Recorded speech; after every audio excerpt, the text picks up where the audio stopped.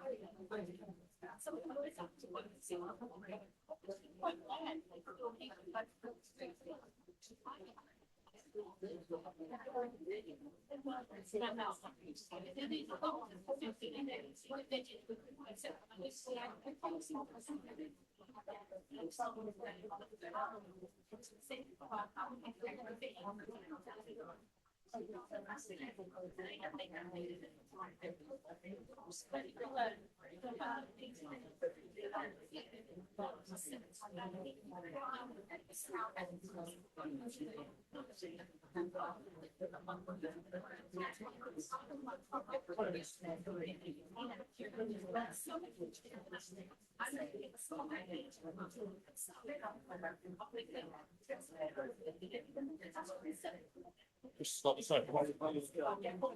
It's need to say if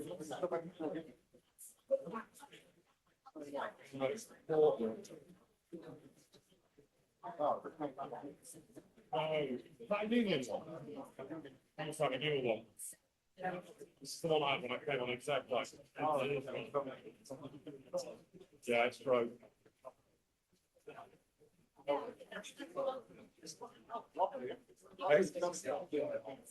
trying to play a new one.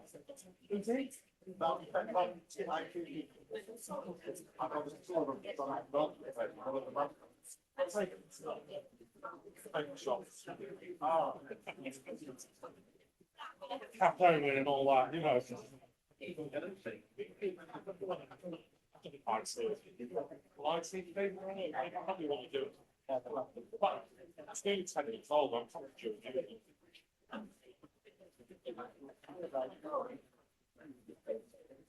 It's not much good when all my documents are currently on there.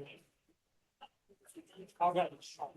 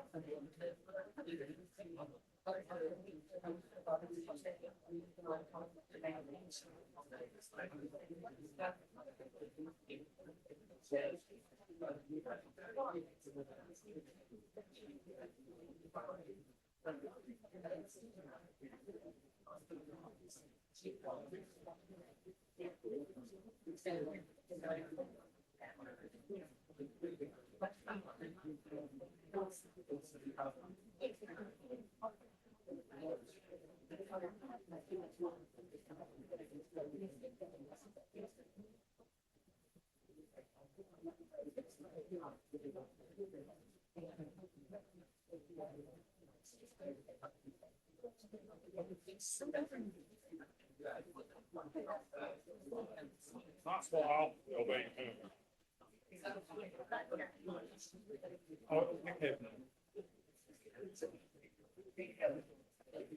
It'll be big. No, that bottom of those. Yeah.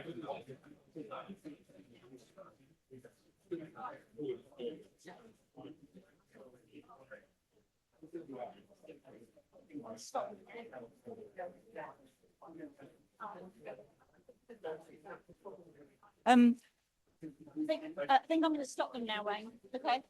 Okay, everyone. I'm gonna stop you now. Okay. Right. Chris Weaver's detention.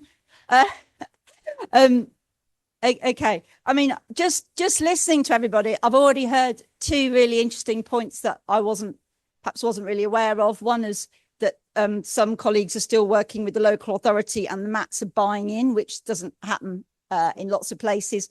And we were talking about over there, sorry, I haven't got your name, about, you know, what does a good sort of policy look like, and that's very helpful. So I guess without sort of asking everybody, I mean, how many people here would only negotiate with the local authority, would you say? Okay, so most people, would you say most of you are negotiating with local authority and multi-academy trusts? Okay, that's really interesting if you have them in your area. What is the most difficult aspect of negotiations? That now we've got some comments in, so I mustn't forget that. Leslie says employers implementing the policy can be tricky. Very good point. Sometimes implementation, you do all this good work on the actual words, and then the implementation, I mean, the HR themselves don't actually, right now, I promise not to be rude about HR because they are people and human beings as well. But you know, sometimes they don't implement the policy very well. Any other difficulties, yeah? When after you've given the comments, they go, thank you, and then ignore them. Very good. That's one as well. So that's difficult. And just, I'm not sure if people who are on screen, is it easier to put a chat in so we can see? So Manj said, that is very frustrating. Yes. Ro. The time scale. So we get given it and then saying, can we have this back in 6 days or something? Exactly. Yes, that's a common issue, probably because they have a board meeting, they want to get it through. Any other sort of common problems other than being ignored? Yeah, sorry. Yeah, one that we kind of get is obviously, we have a lot of schools that are cheaping, and they then leave their terms and conditions, not the contractual ones, obviously, but they go over to then trust policies. Yeah. And what I find really frustrating is those have been negotiated on at national level, but actually they weren't aware of what was for Rochdale at that particular time. So Yeah. therefore, then actually they lose a lot of the benefits that were part of some of the policies in Rochdale. And they're not always great, don't get me wrong. But it's that process. So then you end up with members going on to things like health-related absence policies that are a lot worse. And there's a detriment to members, but you can't do anything about it because they're automatically going across. So when we get things back on casework or an RO rings us up and go, have you agreed to this policy or have you? And I'm like, no, because that's now gone on to different policy completely. So I just find the process of how we feed into the NNOs for, the wider policy negotiations can be really difficult. And I appreciate that the NNOs have so many different areas. If it's a national trust to look at all of the different policies, we end up with a bit of a mishmash where some of the kind of benefits get lost in translation, I think. Yeah, I mean, I could say something about that later because I don't want to sort of take, but I do think we very rarely agree things. Or I mean, I personally, and I think we find it hard to agree things because often, as you say, we know there's some sort of detriment. Okay, I don't know if there's any more on the screen because some of them keep sort of popping up. The screens have gone off. Okay, I don't know about that. Yeah. Okay. If there's any other issues, any other problems jumping out, or shall we move on to? Okay. Yeah. So from Lee, it's worse when you're given 12 policies and told you have 28 days to give us feedback. Yeah. And some employers, this is from Man, some employers do not share policies with us for consultation and just send them to staff. If they don't have a rep, it's difficult to know they've done this. Yeah, some people just send it out to all the teachers, all the support staff, and then, they generally don't even read them because they haven't got time. And just a quick one, do you use the checklists? That's good. Okay. Point here. Yeah. It's when you get, I forgot what I was going to say now, when you get policies come through and you don't agree necessarily with it on there, but when we get casework come through and ironically, they've updated their policy and it's this year, but it's not been negotiated on it because it wants to fit with what their case is relating to and not, do you understand what I mean? So it's not been negotiated on, but they've tweaked their policy and sent it out to you with the current date, but it's not been rectified with governors. It's not gone through trade union consultation where they've just changed it. And so things like that happen as well. And they often say, well, it's because it was just a tweak. We didn't have to tell you.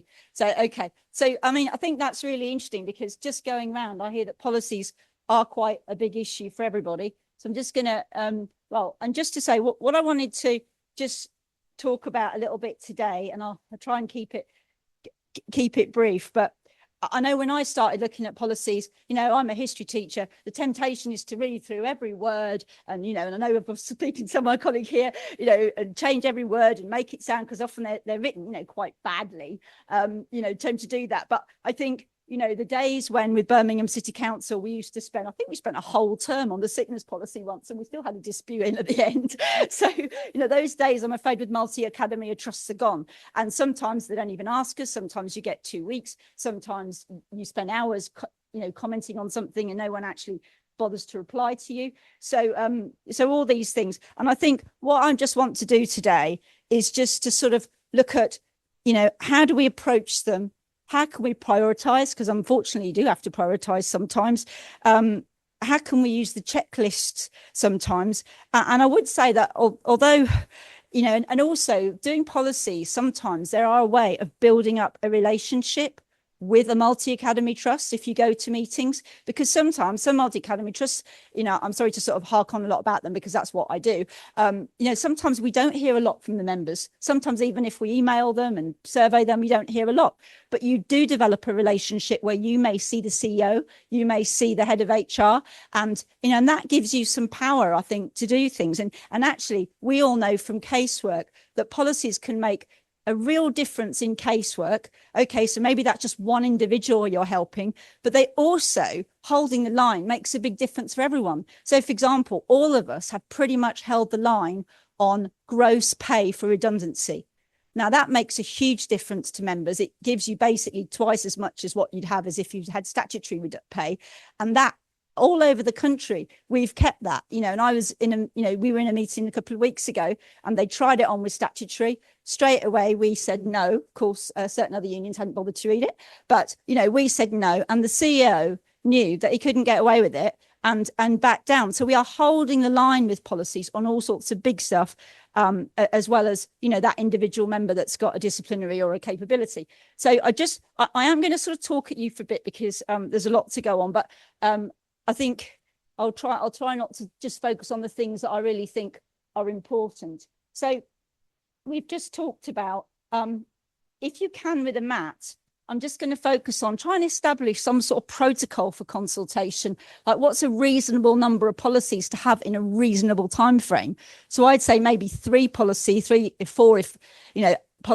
a sort of 4-week time frame, say, is usually the best you can do.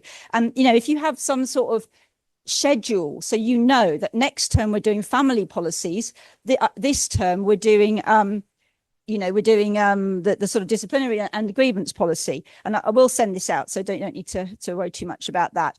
And some of the other issues we're looking at later on.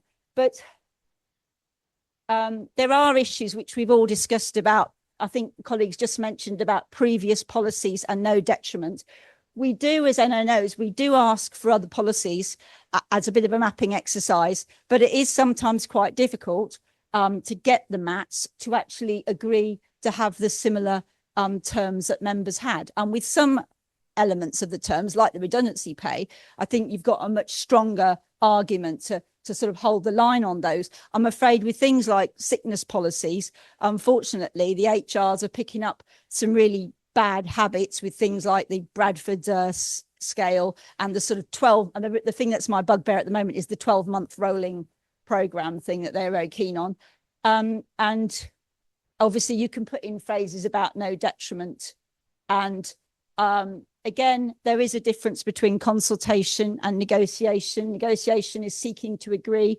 And I have to say, Paul Watkins is really good on this. He really holds them to account to try and get them to sort of a lot closer to what we need. But I would say that even changes in the way you write things, even changes to sentences like may and may rather than will, like some of the phrases that we have in the checklists, which I'll come to later, can help you just make those policies a bit better. And if you can't agree, I guess the phrase that we throw around a lot is this hasn't undergone meaningful consultation. So you could always send them an email and say, I don't think this has undergone meaningful consultation. I'll move on because I think we've sort of pretty much covered that. So important considerations with the policies are working with others. In the JCNC, we've got some JCNCs where you can work well with the other unions. You've got a good, sort of back and forth going on. Others, it's a lot harder. I always like to do track changes. I didn't when I was a secretary, but I'm really I'm keen on those now. It seems to me if someone sends you a PDF, they don't actually want to consult with you because they're not going to change a PDF. If you get a Word document, I'm not very good at IT, but I really have learned to do track changes. And I think what is good about track changes is it also gives HR thinking time. Now, many HRs do not like thinking on their feet. And if they have to think on their feet, on the whole, they'll say no. But if you send them a track change before with maybe, a sort of subtle change, or, sometimes the English just isn't very good, it's not clear, that does give them some thinking time. So they might come back to you. If they're reasonable, they might come back to you with something else. So I really think that's helpful. Now, collated response. I mean, I find, for example, a lot that if I put in my response, ASCL will put some responses over it, and then Unison might do as well. So on the whole, I think, if you can trust the other people, a collated response is okay. You just have to be careful that they haven't put anything on the response that we really wouldn't agree with. but on the whole they don't. But I would suggest reading their responses before you send in a collated response. I know a lot of the MATs now have, like, they put Google Drives and things, so you go onto the Google Drive and you add the comment there. I mean, I've got nothing against that if you can if all the technology works. But what I would do is always download what you've put, because you can usually download it in some form so that you know that if you go back to it and they say, well, you didn't complain about that at the time, you know, you've got that there sort of somewhere. And again, using the NASUWT checklist, which we'll come to later on.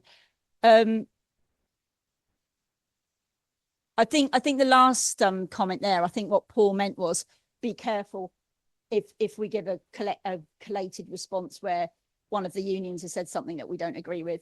And so this is an example of something that Paul puts on policies to show that we've sent you a response and we'd like one back. It's sometimes quite useful just to send them an email to say, we've sent you a response. Or if you weren't able to send a response and you went to the meeting, you know, because you didn't perhaps have time to do a proper response in Word, you could say, well, you know, we had a meeting and we just raised this issue with you. And it's great to have that as a sort of record, because I know I went to one the other day when the CEO went, oh, you know, we consulted on this last year and you didn't complain. And of course, I knew exactly he was going to say that. And I checked and we hadn't, you know, because there was no email trail.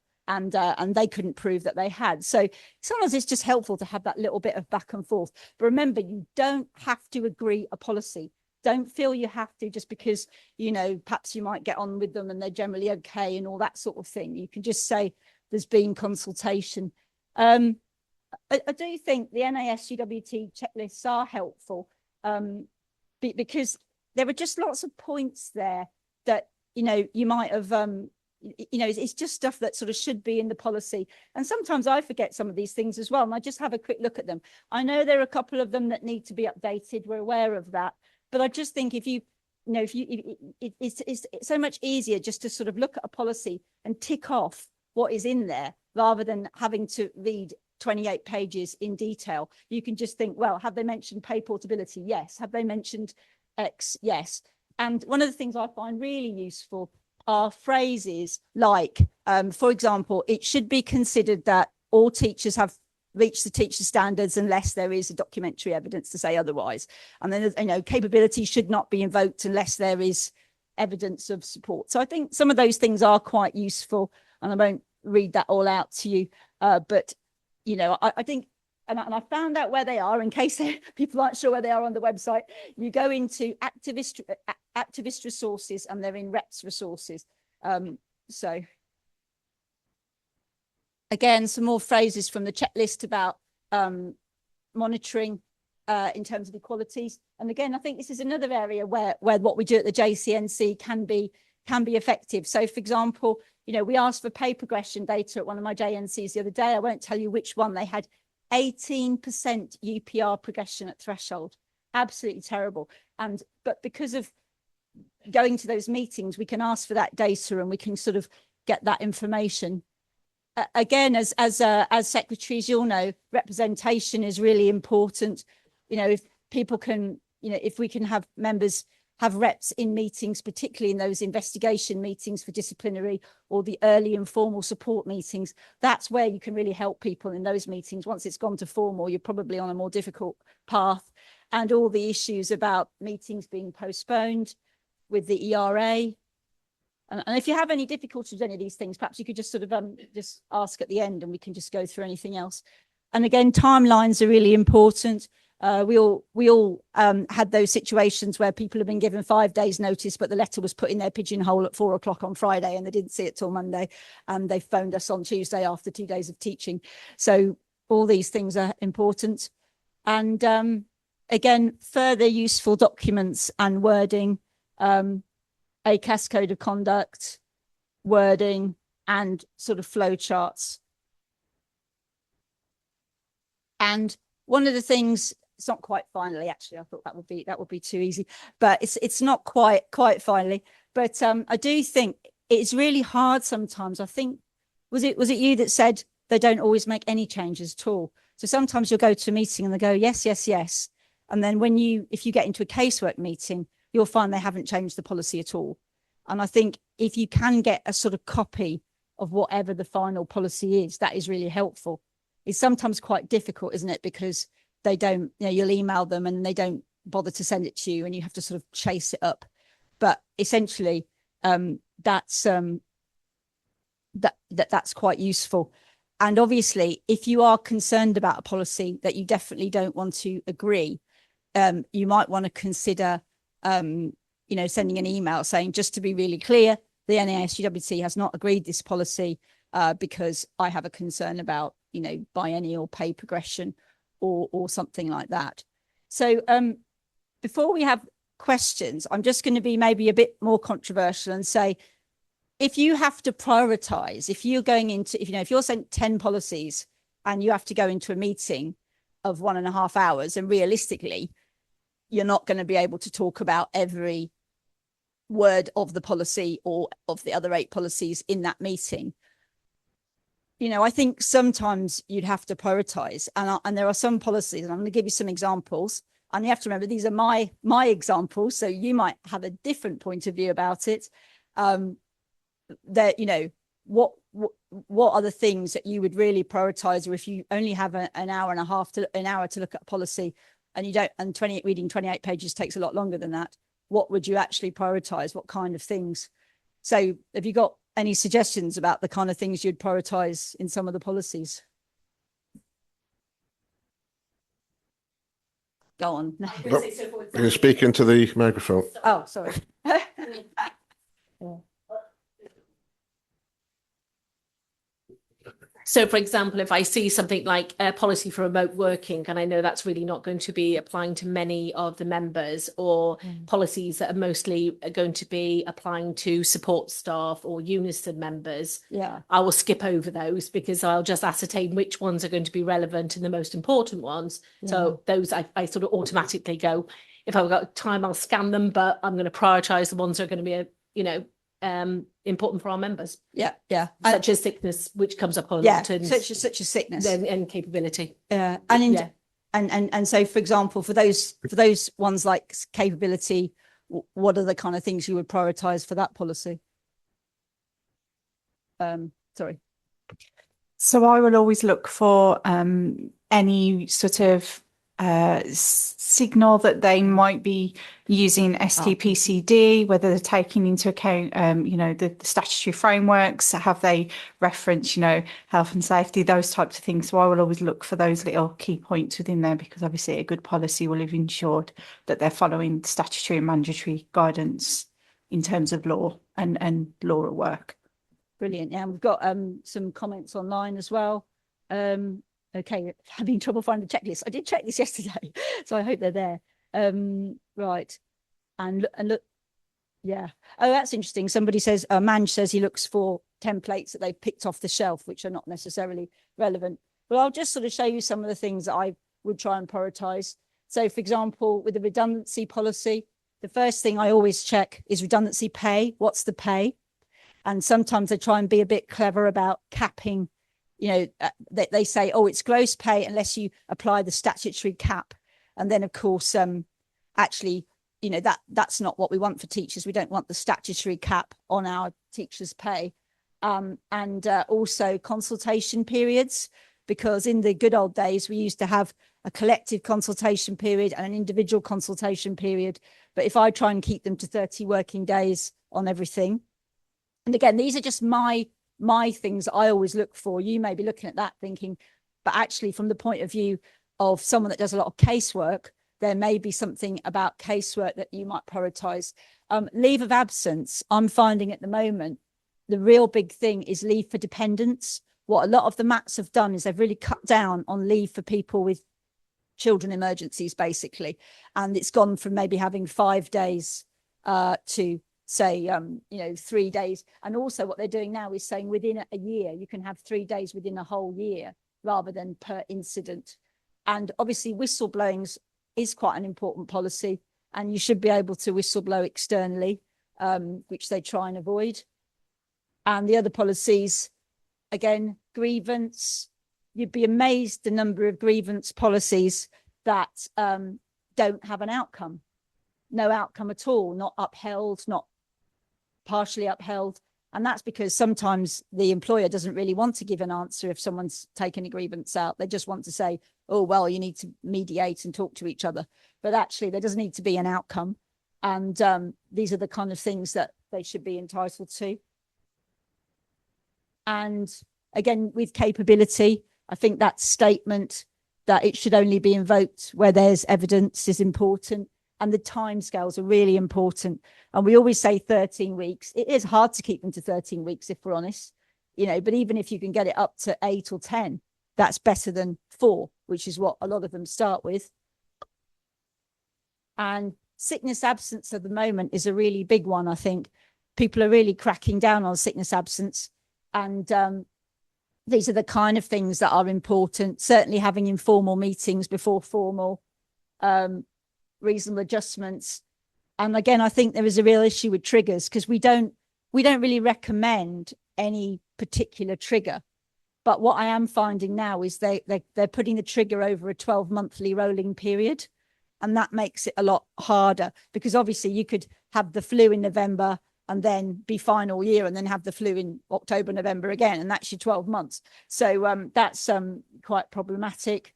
And phased returns on full pay. So those are the things I would sort of naturally look for. Obviously, the ideal is to be able to read through the whole policy and make comments on everything. But there are points when you just have to sort of think, what's my priority?